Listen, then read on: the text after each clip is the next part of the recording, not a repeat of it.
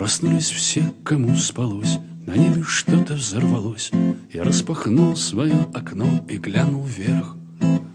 И тут мне сзади говорят: ты посмотри, опять бомбят. А я в ответ: да это ж просто фейерверк. Кому в ответ? Кто говорил?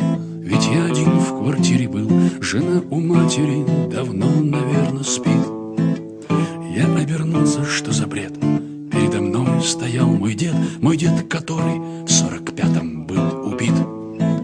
Шинель пилотка ППШ, а я стоял, едва дыша, и головой своей мотал, чтоб сон прогнать.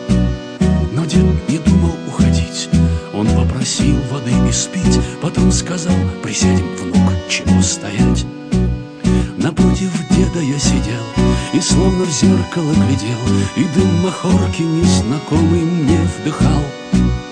А он курил и говорил про то, где воевал, где был, и как на ударе в него снаряд попал.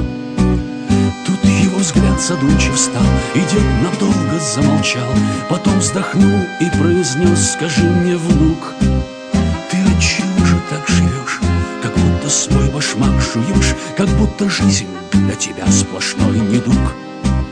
Я растерялся, но потом ему все вывалил грудом, что современный человек такая дрянь, что я и шачу на козла, что в людях совесть умерла, и что отмыться им не хватит в мире бань.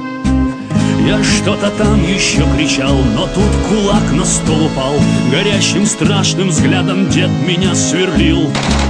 Тебе б со стороны взглянуть, мой внук, на жизни твоей суть, и ты тогда б совсем не так заговорил. Ты был талантлив, всех любил, но все в деньгах похоронил, искал разгадку смысла жизни, а теперь ты ищешь баб на стороне, забыл о сыне и жене, и между миром и тобой стальная дверь. Неужто ради ваших склок, за хлеб и зрелище мешок, мы погибали под огнем фашистских крыс?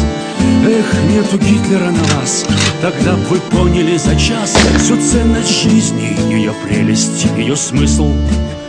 Уже рассвет входил в мой дом, и пели птицы за окном. Солдат исчез, и я вдруг начал понимать: в любом из нас сидит война, не знаю, чья в этом вина, и нам нельзя на ней, ребята, погибать. В любом из нас сидит война, не знаю, чья в этом вина, и нам нельзя на ней, ребята,